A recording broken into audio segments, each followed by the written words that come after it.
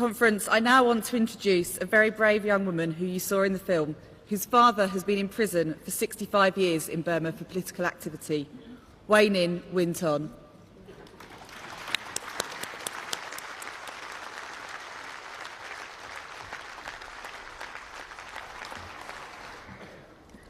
The first time I saw my father was through bars in his jail cell. I was only 4 years old. He had been arrested for his part organizing the 1988 protest against the military dictatorship in Burma. Again, now he is in jail, serving the 65 years and 6 months for his peaceful involvement in 2007 uprising. He is very ill. He has a heart condition, but he's been denied the medical treatment that he needs to stay alive. But my father is just one of the over 2,200 political prisoners in Burma. Many have been tortured, are kept in the terrible conditions, and are denied proper medical treatment. In the past 3 years, the numbers of the political prisoners in Burma have almost doubled. Yet, the generals in Burma are trying to tell the world that they are reforming. In November, they are holding elections, but these are not the elections that will bring real change in Burma. These are elections designed to maintain dictatorship. The only changes will be the changes of clothes for some soldiers.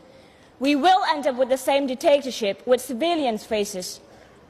Our suffering will continue. The facts on the ground tell the real story of what is happening in Burma. Our leader, Aung San Suu Kyi, still remains in detention. Her party, the National League for Democracy, has been banned. Anyone speaking against the dictatorship faces jails even for making a joke or writing a poem. The media censorship is increasing. In eastern Burma, the military attacks against the ethnic civilians have continued.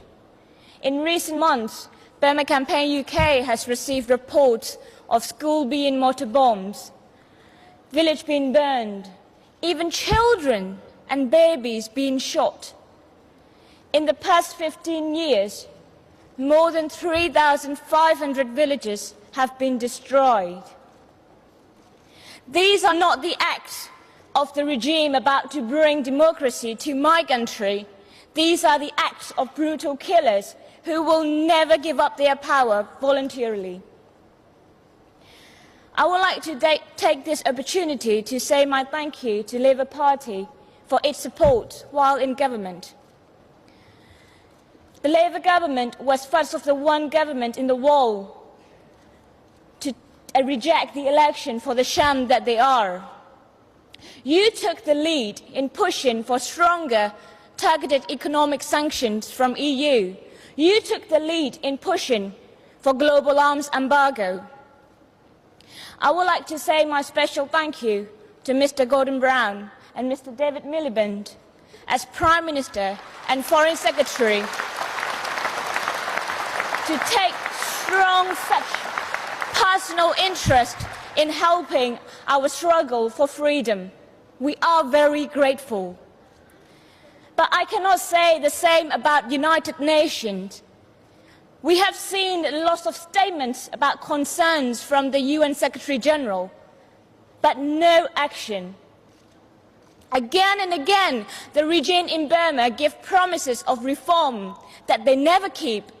Again and again, the United Nations say, let's wait and see if they change. While they wait and see, political prisoners die in prison. While they wait and see, women are raped. While they wait and see, more villages are burned.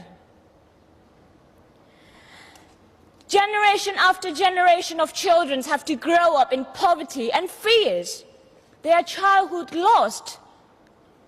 The UN and other countries' governments seem content to sit back and do nothing. These things cannot be allowed to continue.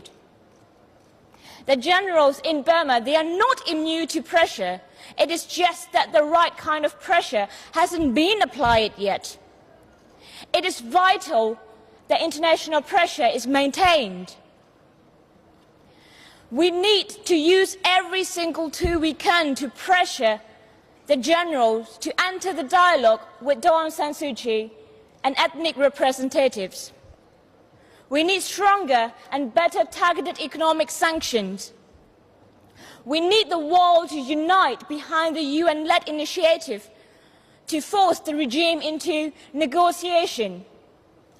We need UN Commission of Inquiry into war crimes and crimes against humanity in Burma. After this election, the new constitution will legalize dictatorship in Burma. All repressive laws will remain in place, including the law that is used to keep my father in jail. There are times I almost lose hope. There are times I think I will never see my father again in my life. But I think of his bravery. After all, despite how he has been suffered, he has never given up. And I know he never will. And I know we can win our freedom. But we need your help. You were there for South Africa, but please be with us for Burma and help us win our freedom. Thank you.